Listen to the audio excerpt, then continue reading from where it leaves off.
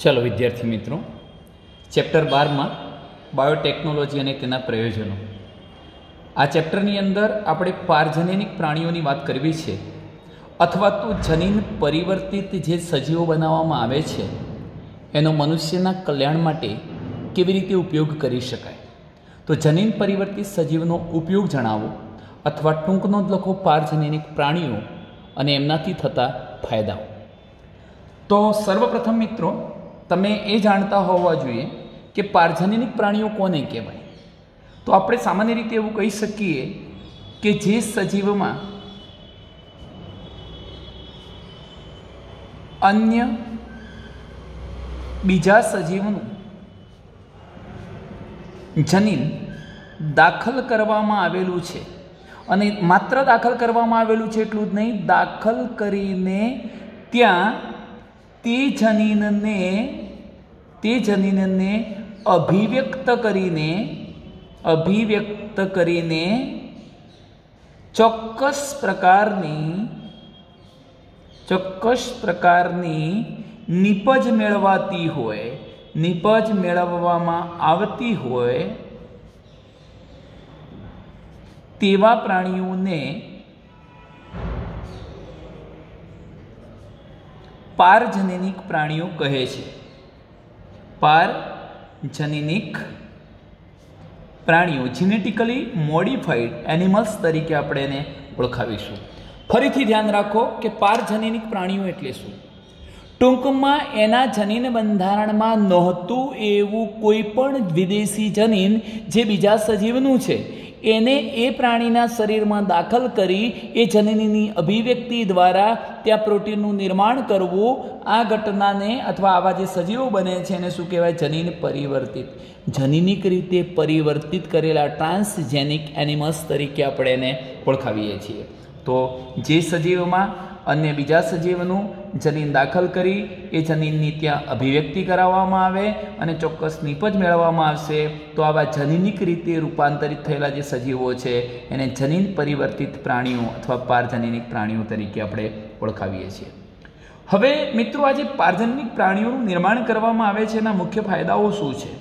तो 3-4 क्षेत्रे एना फायदाओ छे। खास करीने हुं तमने कहूं सामान्य देहधर्म विद्या अने विकासना संदर्भमां सामान्य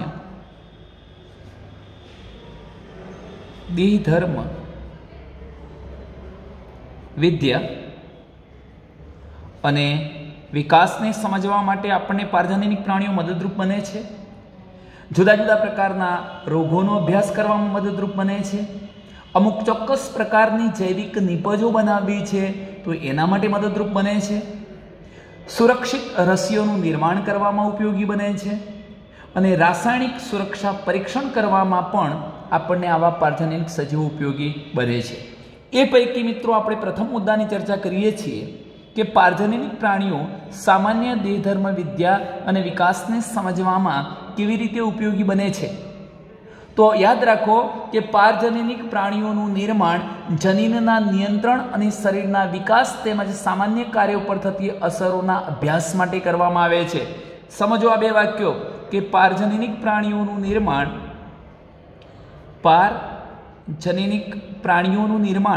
શાના માટે કરવામાં આવ્યું છે? તો પારજનનિક પ્રાણીઓનું નિર્માણ ખાસ કરીને મેં તમને કહ્યું એમ જનીન નિયંત્રણની ક્રિયાને સમજવા માટે અને શરીરના વૃદ્ધિ વિકાસ તેમજ શરીરમાં ચાલતા કેટલાક જે સામાન્ય કાર્યો છે એ સામાન્ય કાર્યોને સમજવા માટે ઉપયોગી છે। હવે કેવી રીતે ઉપયોગી છે તો હું તમને એ પણ કહી શકું મિત્રો કે સામાન્ય રીતે એક બાબત વિચારવા જેવી છે કે પારજનનિક પ્રાણીઓનું નિર્માણ કરીને આપણે જનીન નિયંત્રણ એટલે જનીન કેવી રીતે અભિવ્યક્ત થાય છે, ક્યારે એની અભિવ્યક્તિને અટકાવી શકાય, કેવા પ્રકારની નિપજ મેળવી શકાય એ સમજવા માટે, શરીરના વૃદ્ધિ વિકાસ પર કેવી રીતે જનીનની અસર થાય છે, જો એ જનીનની ઉણપ હોય તો વૃદ્ધિ અને વિકાસમાં ક્યાંક ક્ષતિઓ કે ત્રુટીઓ આવે છે એને સમજવા માટે અને સજીવના સામાન્ય કાર્યોમાં ક્યાં ખલેલ પહોંચે છે, કયા સામાન્ય કાર્યો સજીવ કરે છે એને સમજવા માટે પણ પારજનનિક પ્રાણીઓ આપણને ઉપયોગી બને છે। કેવી રીતે એક બાબતને સમજીએ કે ધારો કે કોઈ પણ પ્રકારના જનીનને સીધે સીધું આપણે માનવ શરીરની અંદર દાખલ કરી અને એનું પરીક્ષણ કરતા નથી કે એ જનીન ત્યાં જશે. માનવ ધારો કે એવું જનીન દાખલ કરવાથી એ માનવ હવે પારજનનિક પ્રાણી બની ચૂક્યો છે, તો એની આડઅસરો કઈ થશે એનો આપણને ખ્યાલ હોતો નથી. એટલે મિત્રો આપણે સર્વપ્રથમ શું કરીએ છીએ કે ઉંદર છે કે અન્ય કોઈ સસલું છે કે એવા પ્રાણીઓમાં કોઈ યોગ્ય પ્રકારના જનીનને દાખલ કરીએ છીએ. એ જનીન ઉંદર વગેરેમાં અભિવ્યક્ત થાય છે, ત્યાં નીપજ બનાવે છે. આવા ઉંદર કે સસલાને આપણે પારજનનિક પ્રાણીઓ કહીએ છીએ. અને હવે એમાં ધારો કે હું એક કહું કે માનવ ઇન્સ્યુલિન ઉત્પન્ન કરતું જે જનીન છે એને ઉંદરની અંદર દાખલ કરવાથી ઉંદર પણ ઇન્સ્યુલિન અંતઃસ્રાવનું નિર્માણ કરી શકતો હોય, તો હવે આ ઇન્સ્યુલિનની અસર ઉંદર પર, એના વૃદ્ધિ વિકાસ પર કેવી રીતે થાય છે? શું આ રીતે નિર્માણ કરવામાં આવેલું ઇન્સ્યુલિન કોઈ આડઅસર કરે છે કે કેમ? આવો અભ્યાસ કરવો હોય, શરીરના વૃદ્ધિ વિકાસ પર એની શું અસર થાય છે, સામાન્ય કાર્યો પર શું અસર થાય છે, એને સમજવું હોય તો પણ પારજનનિક પ્રાણીઓ આપણને ઉપયોગી બને છે. તમે જાણો છો કે સજીવના વૃદ્ધિ વિકાસ માટે ગ્રોથ હોર્મોન્સ, ઇન્સ્યુલિન એવા ઘણા બધા ફેક્ટર જવાબદાર હશે. હવે આવા ફેક્ટરનું નિર્માણ કરતું કોઈક જનીન લેવાનું, એને કોઈ બીજા અન્ય પ્રાણીમાં દાખલ કરવાનું, માનવ સિવાયના પ્રાણીમાં, એટલે પારજનનિક પ્રાણી બની જશે. અને હવે એ પારજનનિક પ્રાણીમાં એ જે તે ફેક્ટર હતું, જે જનીન દ્વારા ઉત્પન્ન થયેલું કોઈ કારક, એ કારક દ્વારા એનામાં શું અસર થાય છે એનો અભ્યાસ કરી આટકતિક રીતે મનુષ્યમાં પણ એવો અભ્યાસ શક્ય બની શકે. મિત્રો ઉદાહરણ તરીકે મેં તમને કહ્યું એમ કે આપણા શરીરની અંદર, માનવ શરીરમાં વૃદ્ધિ માટે જવાબદાર ઘણા બધા જટિલ કારકો છે. એ પૈકીનું એક જટિલ કારક આપણે લઈએ છીએ ઇન્સ્યુલિન. આંતઃસ્રાવ છે, તો આવો વૃદ્ધિકારક પણ માનવમાં વૃદ્ધિ માટે જવાબદાર હોય છે. તો અન્ય પ્રાણીઓમાં ઇન્સ્યુલિન ઉત્પન્ન કરી શકે એવા જનીનને દાખલ કરી ત્યાં ઇન્સ્યુલિન મેળવવામાં આવે. એવા ઇન્સ્યુલિનને બીજા કોઈ પ્રાણીઓના શરીરમાં દાખલ કરવામાં આવશે, ત્યાં એની શું આડઅસર થાય છે, આડઅસર નથી થતી, એનો અભ્યાસ કરવામાં આવે અને છેવટે એનો ઉપયોગ માનવીમાં પણ આપણે કરી શકીએ. ચલો મિત્રો બીજી બાબત જોઈએ કે બીજી જાતિના જનીનનો પ્રવેશ કરાવ્યા સિવાય બીજી જાતિના જનીનોનો પ્રવેશ કરાવ્યા સિવાય, એટલે અન્ય જાતિનું જે જનીન છે એનો પ્રવેશ આપણે કોઈ સજીવમાં નથી કરાવતા, ત્યારે આ ઉપરયુક્ત કારકો એટલે ગ્રોથ હોર્મોન્સ, ઇન્સ્યુલિન, અન્ય વૃદ્ધિની ક્રિયા સાથે સંકળાયેલા જે કારકો હતા એનું નિર્માણ કુદરતી રીતે એ બીજી જાતિનો સજીવ કરી શકે છે કે નથી કરી શકતો, અથવા એ જે નીપજ આપે છે એમાં કોઈ પરિવર્તન આવે છે કે નહીં, એની ચકાસણી કરવામાં પણ તમને પારજનનિક પ્રાણીઓ મદદરૂપ બનશે. કેવી રીતે જોઈએ? ધારો કે મિત્રો આપણે ઉંદરને લઈએ છીએ. હવે ઉંદરની અંદર ઇન્સ્યુલિન ઉત્પન્ન કરતું જનીન એટલે બીજી જાતિનું જનીન આપણે દાખલ નથી કરતા, તો આપણને સ્પષ્ટ ખબર પડી જાય છે કે ઉંદરની અંદર ઇન્સ્યુલિનનું નિર્માણ થતું નથી, એટલે એવા ઉંદર મોટા કદના બનતા નથી. તો આ એક અસરનો અભ્યાસ આપણે કર્યો. પણ હવે એની જગ્યાએ શું કરીશું? ઇન્સ્યુલિન ઉત્પન્ન કરતા જનીનને ઉંદરની અંદર દાખલ કરી દઈએ. એ ટ્રાન્સજેનિક બની ગયો, જનીનિક પરિવર્તિત બની ગયો. હવે એના કદ, વૃદ્ધિ, વિકાસ પર ધારો કે સારી અસર થઈ, તો આ માહિતીનો ઉપયોગ કરીને તમે માનવ સહિતના બીજા પ્રાણીઓમાં પણ એવું જનીન દાખલ કરી વૃદ્ધિ વિકાસની ક્રિયાને પ્રેરી શકો. તો ટૂંકમાં સામાન્ય દેહધાર્મ વિદ્યા, વિકાસ જેવી ક્રિયાઓને સમજવા માટે પણ આપણને પારજનનિક પ્રાણીઓ મદદરૂપ બનતા હોય છે. બીજા નંબરના ટોપિકની વાત કરું છું. રોગનો અભ્યાસ કરવા માટે પણ આપણને પારજનનિક પ્રાણીઓ મદદરૂપ બનતા હોય છે. જેમ કે તમે જાણો છો કે માનવ રોગો માટે એક મોડેલ તરીકે આપણે કોનો ઉપયોગ કરી શકીએ? પારજનનિક પ્રાણીઓનો ઉપયોગ કરી શકીએ. મોડેલ તરીકે પારજનનિક પ્રાણીઓનો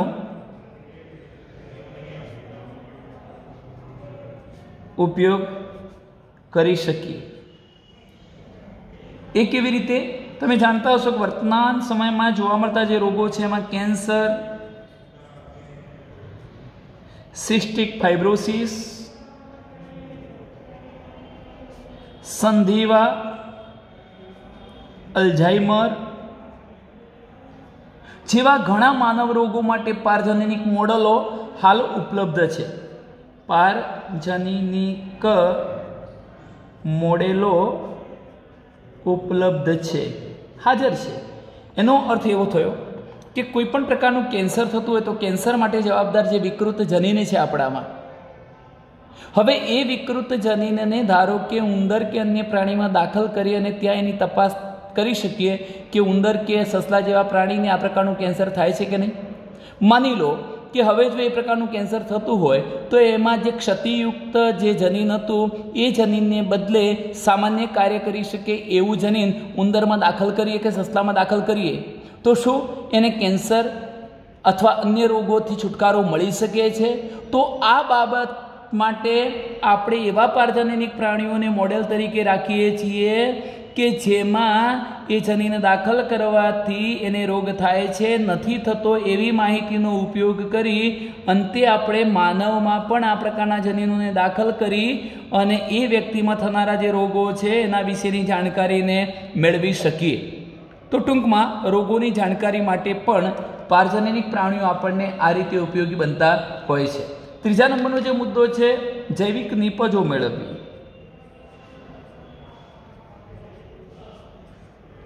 જૈવિક નિપજો, સજીવો દ્વારા જે નિપજો મળે છે એમાં મિત્રો ટૂંકો પ્રશ્ન પણ પૂછાતો હોય છે. તો કેટલાક માનવ રોગોની સારવાર માટે દવાઓની આપણને આવશ્યકતા હોય છે કે જે જૈવિક નિપજોની બનેલી હોઈ શકે. એમ કહેવા માગું છું કે માનવને થનારા જે રોગો છે એને મટાડવા માટે કોની જરૂર હોય છે? દવાની. અને આવી જે દવા છે એ અન્ય કોઈ સજીવો દ્વારા નિર્માણ કરેલી હોય, એટલે કે સજીવો દ્વારા નિર્માણ પામેલી હોય એવી નિપજને આપણે કેવી નિપજ કહીએ છીએ? જૈવિક નિપજ તરીકે ઓળખાવીશું. આવી નિપજો બનાવવી ખૂબ ખર્ચાળ હોય છે. આવી નિપજો બનાવવી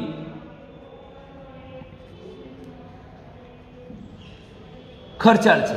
હવે પારજનનિક પ્રાણીઓ જે ઉપયોગી જૈવિક નિપજોનું નિર્માણ કરે છે તેમાં ડીએનએના ભાગને પ્રવેશ કરાવાય છે. એનો મતલબ કે મારે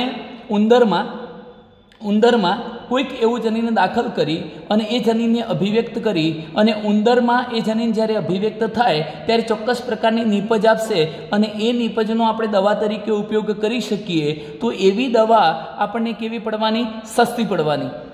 સારવાર જે હતી એ ખર્ચાળ બનતી નથી. તો ટૂંકમાં કહેવાનો અર્થ કે જૈવિક નિપજોનું નિર્માણ કરવા માટે પણ તમે પારજનનિક પ્રાણીઓનો ઉપયોગ કરી શકો.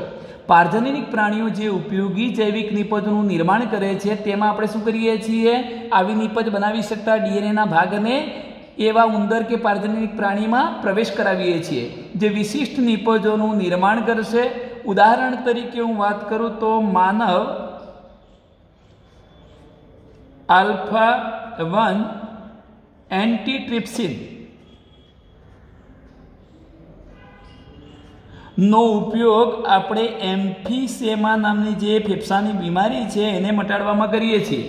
હવે યાદ રાખો કે માનવની અંદર એક રોગ છે એમ્ફીસેમા, જેમાં ફેફસાની આજુબાજુની બધી જે પેશીઓ વાયુકોષ હતો એનો નાશ થતો હોય, વાત વિનિમય ક્ષમતા ઘટી જાય છે. એવા કિસ્સામાં એની દવા કરવા માટે આલ્ફા-1 એન્ટીટ્રિપ્સિનની જરૂરિયાત હોય છે. હવે આપણે એવું પણ કરી શકીએ કે આલ્ફા-1 એન્ટીટ્રિપ્સિન ઉત્પન્ન કરી શકતા જનીનને અન્ય કોઈ પ્રાણીમાં દાખલ કરીએ એટલે પ્રાણી કેવું બની જવાનું? પારજનનિક પ્રાણી. ત્યાં એ જનીન અભિવ્યક્ત થઈ એની જે નિપજ આપશે, કોને આપશે? આલ્ફા-1 એન્ટીટ્રિપ્સિન આપશે. એનો ઉપયોગ માનવના રોગોની સારવાર માટે પણ આપણે કરી શકીએ. તો આ પ્રકારની જે નિપજ બની એને કેવી નિપજ કહી શકાય? જૈવિક નિપજ તરીકે આપણે ઓળખાવી શકીએ. તેવી જ રીતે હું એક બીજું ઉદાહરણ આપું છું કે ફિનાઇલ ક્યુટોનુરિયા નામનો જે રોગ છે પીકેયુ, અને બીજો જે રોગ છે સિસ્ટિક, મેં આગળ કહ્યું હતું સિસ્ટિક ફાઇબ્રોસિસ. આવા રોગોની સારવાર કરવા માટે પણ પારજનનિક પ્રાણીઓનો ઉપયોગ થયો છે. મિત્રો અહીં જરા ધ્યાન રાખજો, પીકેયુ અને સિસ્ટિક ફાઇબ્રોસિસ જેવા રોગની સારવાર માટે પણ આ રીતે પારજનનિક પ્રાણીઓનો ઉપયોગ કરવામાં આવ્યો છે. હવે હું જે ટૂંકા પ્રશ્નની ચર્ચા કરું છું એ છે કે 1977માં પ્રથમ પારજનનિક ગાયનું નિર્માણ કરવામાં આવ્યું. પારજનનિક એટલે ટૂંકમાં દૂધાળી, દૂધ આપતી જે ગાય હતી એમાં એના શરીરનું જે બંધારણ હતું, જનીન બંધારણ, એની અંદર અન્ય કોઈ જનીનને દાખલ કરી દેવામાં આવ્યું તો એ ગાયને શું કહીશું? પારજનનિક ગાય. હવે જે આવી પ્રથમ પારજનનિક ગાય નિર્માણ કરવામાં આવી એનું નામ હતું રોઝી ગાય.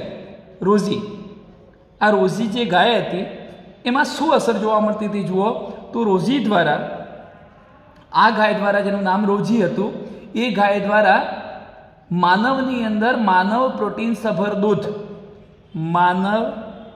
માનવીમાં પ્રોટીન સભર દૂધ જે 1 લીટરમાં આશરે 2.4 ગ્રામ જેટલું ઉત્પન્ન કરવામાં આવ્યું. આ યાદ રાખો કે માનવીને પોષણ આપી શકે, પ્રોટીન સંબંધિત પોષણ આપી શકે એવું દૂધ, અને એ દૂધમાં 1 લીટર દૂધની અંદર 2.4 ગ્રામ જેટલું પ્રોટીન સભર, પ્રોટીનયુક્ત ઘટકો હતા, એવું જે દૂધ નિર્માણ કરતી ગાય હતી કઈ? પારજનની ગાય. આવું એ કેવી રીતે કરી શકીએ છે? તો એના માટે એક મહત્વનું ઉદાહરણ આપણે જોઈશું.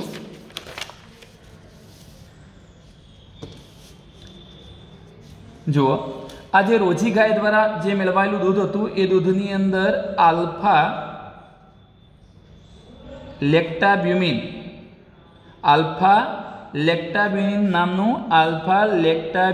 નામનું પ્રોટીન હતું. હવે જે આ આલ્ફા લેક્ટાબ્યુમિન છે એ માનવ શિશુ માટે કુદરતી ગાયના દૂધ કરતાં વધુ પોષણયુક્ત સમતોલન ઉત્પાદન ગણાય. એનો મતલબ એવો થયો કે નવજાત જે શિશુ હોય છે, નાના બાળકો હોય છે, માનવ શિશુ, આ માનવ શિશુ માટે કુદરતી જે ગાયનું દૂધ છે એ ગાયના દૂધ કરતાં વધુ પોષણયુક્ત સમતોલન ઉત્પાદન ગણાય છે. તો આ કેવી રીતે થયું હશે? જુઓ, તમે ફરીથી સમજી લો કે કોઈ પણ માતા જ્યારે દૂધ દ્વારા બાળકને પોષણ આપે છે તો એ બાળકને પોષણ મળી રહે એ માટે માતાના દૂધની અંદર આલ્ફા લેક્ટાબ્યુમિન નામનું પ્રોટીન આવેલું હશે. આ પ્રોટીનને ઉત્પન્ન કરતું એના શરીરની અંદર જનીન આવેલું હશે. હવે એવા જનીનને કાઢી લઈને જે પેલી પારજનની ગાય, રોઝી નામની ગાય નિર્માણ કરવામાં આવી, એના શરીરની અંદર દાખલ કરવામાં આવ્યું, તો હવે એ ગાય પણ પ્રોટીન સભર દૂધ ઉત્પન્ન કરતી હતી, જેની અંદર માનવ દૂધમાં જોવા મળતો ઘટક આલ્ફા લેક્ટાબ્યુમિન હતો. એના કારણે જે અન્ય પારજનનિક નહોતી એવા ગાયના દૂધમાંથી જે પોષણ બાળકને મળતું હતું એના કરતાં વધુ પોષણ મળતું થયું. તો ટૂંકમાં મિત્રો, આવી જૈવિક નિપજોનું ઉત્પાદન માટે પણ પારજનનિક પ્રાણીઓનો ઉપયોગ થઈ શકે. હવે એવી રીતે હું ચોથા નંબરના ટોપિકની વાત કરું છું, રસી સુરક્ષા. સુરક્ષિત રસીઓનું નિર્માણ કરવા માટે પણ તમને પારજનનિક પ્રાણીઓ ઉપયોગ બને છે. રસી સુરક્ષા. મનુષ્ય પર ઉપયોગ કરતા પહેલા રસીની સુરક્ષા માટેના પરીક્ષણ કરવા માટે આપણે પારજનનિક ઉંદરોનું નિર્માણ કરીએ છીએ. જુઓ, ફરીથી અહીંયા કહું છું કે જે રસી બનાવવામાં આવે છે એનો મનુષ્ય પર ઉપયોગ કરતા, એટલે રસીનો મનુષ્ય પર ઉપયોગ કરતા પહેલા રસી સુરક્ષિત છે કે નહીં, રસીની સુરક્ષાનું પરીક્ષણ કરવા માટે કોને બનાવવામાં આવ્યા છે? પારજનનિક ઉંદરોનું નિર્માણ કરવામાં આવ્યું છે. કેવી રીતે? ધારો કે કોઈ રોગ મટાડવા માટેની રસી બનાવવામાં આવી છે, પણ જો પરીક્ષણ જ કરવામાં ના આવે અને આ રસી સીધી માનવીને આપી દેવામાં આવે તો એની ઘણી બધી આડઅસરો થાય. કાં તો પછી આ રસી ઇફેક્ટિવ છે કે નહીં, સુરક્ષિત છે કે નહીં એ જાણી ન શકાય. તો એના માટે શું કરવું? પહેલાં રસી તો બનાવવાની, જે મનુષ્યને આપવાની હતી એ મનુષ્યને આપતા પહેલાં પેલા જે પારજનનિક ઉંદરો હતા એને આપવાની. હવે ઉંદરમાં એ વિઘાતક અસર કરે છે કે સારી અસર કરે છે? જો સારી અસર કરે તો સમજવું કે સુરક્ષિત રસી છે. આ સુરક્ષિત રસી છે એવું આપણે કોના આધારે જાણી શક્યા? પેલા પારજનનિક પ્રાણીઓનું નિર્માણ કરવાથી. તો ટૂંકમાં રસીની સુરક્ષા માટે પણ આ પ્રકારે પારજનનિક પ્રાણીઓનું નિર્માણ કરવામાં આવે છે. શરૂઆતમાં પારજનનિક ઉંદરોનો ઉપયોગ પોલિયો રસીની સુરક્ષાના પરીક્ષણ માટે કરવામાં આવ્યો હતો. પોલિયો જો પારજનનિક ઉંદરોનો ઉપયોગ પોલિયો રસીની સુરક્ષા માટે પારજનીનિક ઉંદરોનો ઉપયોગ સર્વપ્રથમ કરવામાં આવ્યો હતો. કઈ રસી? પોલિયોની રસી સુરક્ષિત છે કે નહીં એનું પરીક્ષણ કરવા માટે પારજનીનિક ઉંદરો પર એનો પ્રયોગ કરવામાં આવ્યો હતો. જો ઉપયુક્ત પ્રયોગ સફળ અને વિશ્વસનીય હશે તો રસી સુરક્ષા તપાસ માટે વાનરના સ્થાને પારજનીનિક ઉંદરનો ઉપયોગ થઈ શકશે. એનો મતલબ એવો થયો કે વાનરની અંદર માની લો કે સુરક્ષિત હોઈ શકે, ઉંદરની અંદર સુરક્ષિત હોઈ શકે. હવે ઉંદરની અંદર સુરક્ષિત હોય પહેલો ઉપયોગ ક્યાં કરવાનો? વાનરમાં, કેમ કે માનવને સમકક્ષ પ્રાણી કોણ છે? વાનર. વાનરમાં પણ એ સુરક્ષિત હોય તો હવે ઉપયોગ ક્યાં કરી શકાય? માનવી પર. તો ટૂંકમાં પારજનીનિક પ્રાણીઓનો ઉપયોગ કરીને આપણે રસીઓ વગેરે સુરક્ષિત છે કે નહીં એની પણ જાણકારી મેળવી શકીએ. ત્યાર પછીનો મુદ્દો છે રાસાયણિક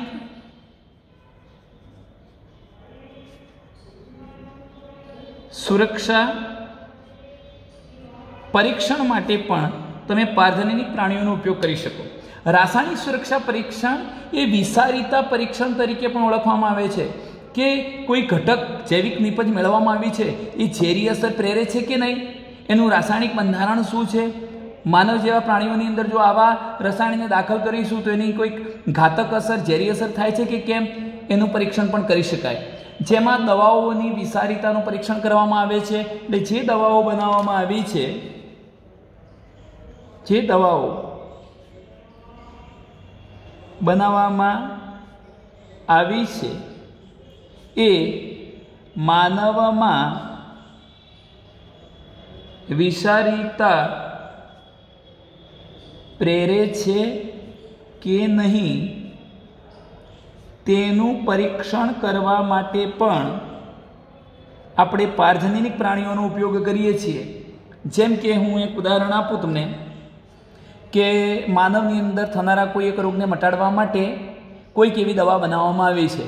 હવે જો એ દવા સીધી માનવ શરીરમાં દાખલ કરવામાં આવે તો કદાચ એવું બને કે દવાની અસરથી એ મનુષ્યમાં રોગ મટવાની જગ્યાએ ઝેરી વિષારીતા ઉત્પન્ન થઈ જાય અને વ્યક્તિનું મૃત્યુ થાય.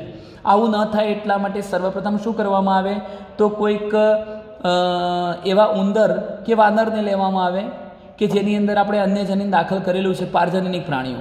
અને ત્યાર પછી મારી વાત એ પણ સમજજો મિત્રો કે પહેલાં તો એ રોગકારક રોગ થાય એવું જનીન ઉંદરની અંદર દાખલ કરી દો. એટલે હવે એ કેવો થઈ ગયો? પારજનીનિક પ્રાણી થઈ ગયો, એનામાં રોગ થઈ ગયો છે. હવે એ રોગ માનવને સમકક્ષ હતો એટલે એ રોગ પર એ રોગને મટાડવા માટેની જે દવા વાપરીએ છીએ અને ઝેરી અસર થાય છે કે નથી એની આપણે ચકાસણી કરવી છે. એટલે હવે આપણે શું કરીશું આ બાબત સમજો. ધારો કે